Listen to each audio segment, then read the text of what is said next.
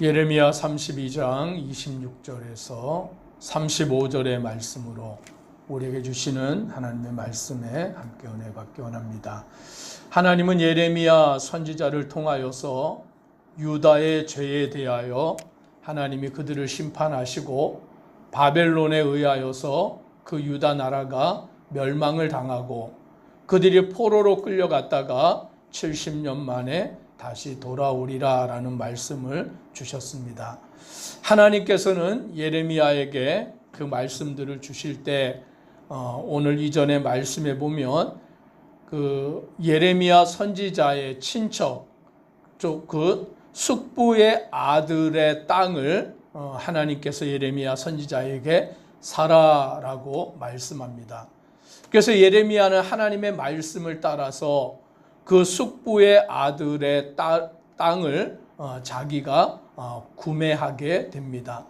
그런데 그 땅을 하나님의 말씀대로 구매하기는 하였지만 예레미야가 하나님께 한 가지 질문을 드립니다. 25절의 말씀에 보면 주 여호와여 주께서 내게 은으로 밭을 사며 증인을 세우라 하셨으나 이 성은 갈대아인의 손에 넘기신 바 되었나이다 라고 묻고 있는 것입니다. 즉 땅을 사라고 하셔서 제가 땅을 사기는 했지만 하나님의 말씀에 따르면 이 땅은 바벨론에 의하여 멸망당하는 땅 아닙니까? 하나님 이 땅은 바벨론에 의하여서 망하는 땅, 바벨론이 차지하는 땅 아닙니까? 그런데 제가 이 땅을 사는 것이 무슨 유익이 있습니까? 그것이 무슨 의미가 있습니까? 라고 하나님께 질문을 던지는 것입니다. 그렇지 않겠습니까? 나라가 멸망하고 없어지는데 그 땅을 다시 살 필요가 뭐가 있느냐라는 것이죠. 그런데 하나님은 예레미야에게 그 땅을 사라. 그 이유는 그들이 포로 생활이 끝나면 다시 돌아올 것이기 때문이다라고 말씀해 주고 있는 것입니다. 그러면서 하나님은 예레미야에게 뭐라고 말씀하시느냐? 27절에 이렇게 말씀합니다. 같이 함께 읽습니다. 나는 여호와여 모든 육체의 하나님이라 내게 할 수 없는 일이 있겠느냐? 하나님이 예레미야에게 자신을 이렇게 표현합니다. 나는 여호와라. 여호와라는 그 이름의 뜻은 나는 스스로 있는 자다라고 말씀해 주고 있는 것이죠. 하나님은 자신을 예레미야에게 나는 여호와다라고 말씀합니다. 그러면서 모든 육체의 하나님이라 내게 할 수 없는 일이 없다라고 말씀해 주십니다. 하나님은 모든 일을 하시는 분이신 줄 믿으시기를 바랍니다. 모든 일을 이루시는 분이 하나님이세요. 우리가 잘 되게 하시는 일도 하나님이시고 우리가 잘 되지 않는 그 일들도 하나님의 섭리와 계획 가운데 있는 것입니다. 사람들은 흔히 생각하기를 잘 되는 것만이 좋은 거라고 생각해요. 잘 되는 것만이 하나님의 일이라고 생각을 하고 있습니다. 그렇지 않아요.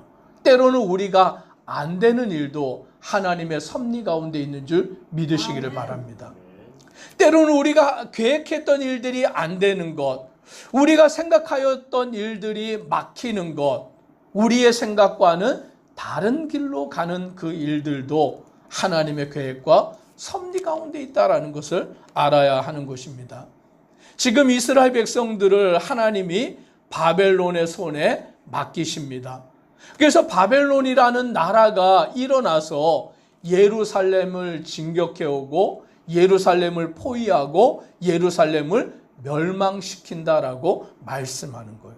그러면 이것은 이스라엘 백성들의 입장에서 보면 하나님이 살아계신다면 이렇게 하실 수 있습니까?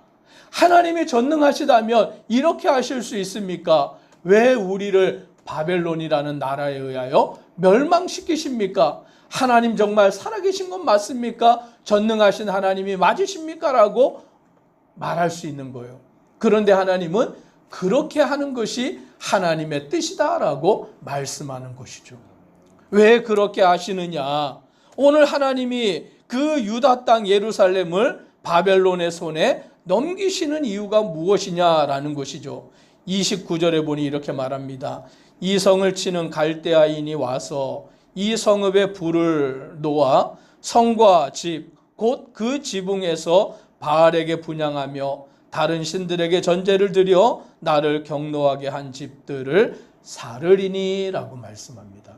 즉 바벨론이 와서 하는 일이 뭐냐, 그 바벨론의 사람들이 와서 하는 일이 뭐냐, 이 성읍에 불을 놓아서 성과 그 집 곧 그 지붕에서 바알에게 분향하는, 또 다른 신들에게 전제를 드리는, 그리하여 하나님을 경노하게 한 집들을 다 불태워버린다라고 말씀합니다. 그 말씀이 뭡니까? 우상을 숭배한 그 모든 자들의 집들을 다 불태우는 일을 행한다라는 것이죠. 즉 하나님의 심판을 누가 대신하고 있느냐? 바벨론이라는 나라가, 그 느부갓네살 왕이, 갈대아인 그 사람들이 지금 하나님을 대신하여서 이스라엘 백성들이 우상을 숭배하는 일, 바알을 섬기고 다른 신들에게 제사를 드리고 그 집의 옥상에서 우상을 숭배한 그 모든 일들을 심판하게 하는 일들을 하나님은 바벨론의 손을 들어서 이스라엘을 심판하고 있다라고 말씀하고 있는 거예요. 그러니 우리는 이 말씀 속에서 하나님의 뜻을 깨달아야 하는 것입니다. 우리가 하나님을 믿다가 때로는 하나님의 심판 앞에 놓일 때가 있어요. 하나님의 징계를 받을 때가 있습니다. 예기치 못한 일들을 당하여서 고난 가운데 있을 때가 있습니다. 그때 우리는 깨달아야 하는 것이죠. 아, 이 일을 통하여 하나님이 우리를 깨닫게 하시는구나. 이 일을 통하여 하나님이 우리가 죄에서 돌이켜 하나님께 나오게 만드시기를 원하시는구나 라는 것을 깨닫기를 바랍니다. 아멘. 지금 이스라엘을 통하여 하나님은 그 일을 깨닫게 하시는 거예요. 바벨론이라는 강대한 나라를 들어서 이스라엘을 정신 차리게 만들고 있는 것입니다. 그들을 그냥 내버려 두면 완전히 하나님을 떠나버려서 우상을 숭배하는 자가 되어버리고 완전히 멸망하는 자들이 되어버리기 때문에 하나님은 바벨론이라는 이방의 나라를 통하여서 그들을 징계하시고 깨닫게 하시고 주님 앞에 돌아오게 만드시는 것입니다. 여기에 말씀을 보면 그 이유를 더 상세히 말합니다. 30절 같이 함께 읽습니다. 이는 이스라엘 자손과 유다 자손이 예로부터 내 눈앞에 악을 행하였을 뿐이라 이스라엘 자손은 그의 손으로 만든 것을 가지고 나를 경노하게 한 것뿐이니라 여호와의 말씀이니라.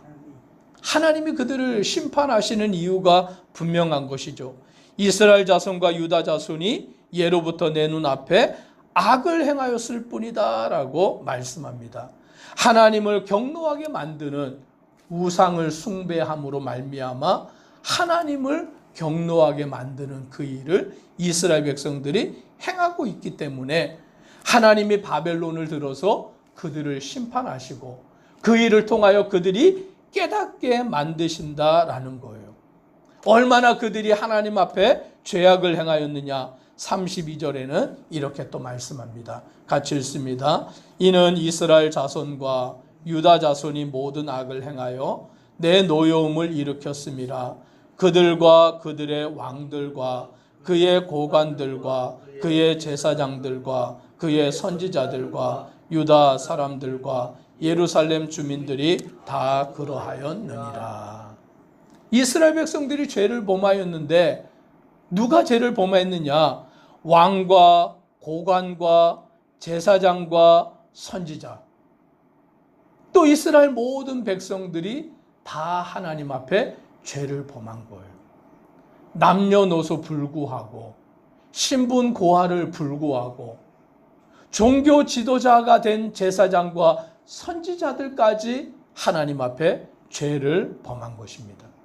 그래서 하나님은 그들을 향하여서 너희의 죄에 대하여서 내가 너희를 심판할 수밖에 없다라고 말씀하는 거예요. 오늘 우리는 이 시간에 정신을 차려야 하는 것입니다. 우리는 깨어 있어야 되는 것입니다. 말씀에 깨어서 근신하며 기도하며 나아가야 되는 것입니다.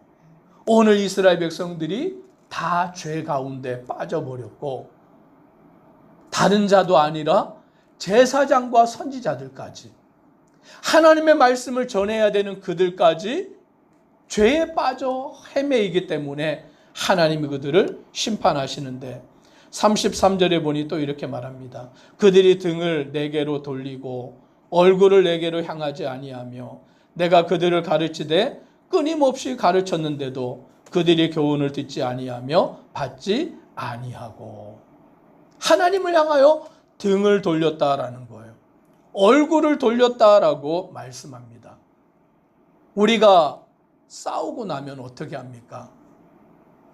얼굴을 안 보잖아요. 눈을 마주치지 않잖아요. 그 사람을 미워하면 어떻게 합니까? 가급적이면 마주치지 않으려고 이렇게 멀찍이 떨어지고 등 돌려 앉고 막 그러잖아요. 지금 이스라엘 백성들이 하나님께 대하여서 그와 같이 행동하고 있는 거예요.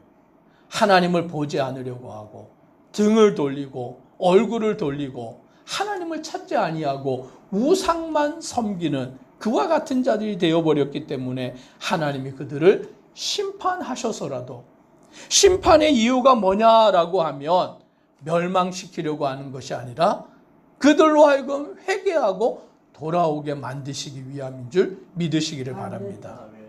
하나님은 우리를 사랑하시기 때문에 완전히 우리를 버리시는 게 아니에요.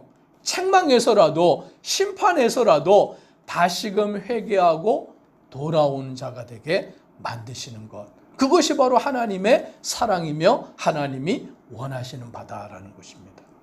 오늘 이 새벽에 저와 우리 성도님들이 하나님의 사랑을 깨닫기를 주의 이름으로 축복합니다. 때로는 하나님이 나를 징계하실 수도 있어요.